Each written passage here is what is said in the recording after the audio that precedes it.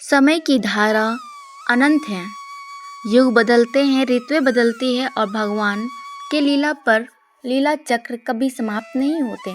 द्वापर के अंत में जब भगवान श्री कृष्ण ने इस धरती से विदा ली तब कलयुग का आरंभ हुआ।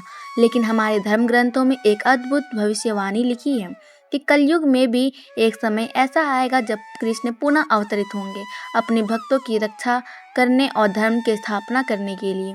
महाभारत के अंत में उद्धव ने श्री कृष्ण ने कहा था, जब अधर्म अपने चरम पर होगा, जब लोग धर्म का अर्थ भूल जाएंगे, जब सत्य और करुणा का लोप हो जाएगा, तब मैं फिर आऊँगा, क्योंकि मेरे बिना यह सृष्टि अपूर्ण है। भागवत पुराण, विष्णु पुराण और कई अन्य ग्रंथ बताते हैं कि कलयुग में भगवान कृष्ण कल की अवतार के रूप में प्रकट होंगे। यह अवतार शंख, चक्र, गदा और तलवार धारण करेगा और कलयुग के अंधकार को समाप्त करेगा। कुछ विद्वान मानते हैं कि कृष्ण का पुनः आगमन केवल कल के रूप में ही नहीं बल्कि भक्तों के हृदय में भी होगा। जब कोई उनका नाम सच्चे मन से लेगा वे वहां प्रकट होंगे।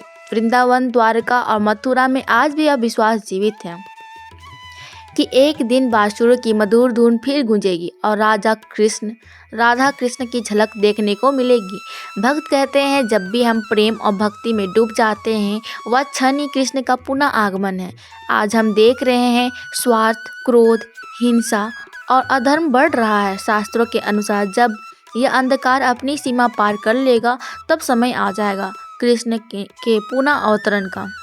यह कथा केवल भविष्य की प्रतीक्षा नहीं है, यह हमें वर्तमान में धर्म और प्रेम को जीवित रखने की प्रेरणा देती है, क्योंकि कृष्ण का पुनः आगमन केवल बाहरी नहीं भीतर से भी होता है। जब यह किसी भूखे को खाना खिलाते हैं, जब हम सत्य बोलते हैं, जब हम क्षमा करते हैं, तब हम कृष्ण को अपने भीतर जीवित रखते हैं। कृष्ण का पुनः आगमन होगा, चाहे वह कल्कि के रूप में हो या हमारे हृदय में भक्ति के दीपक के रूप में।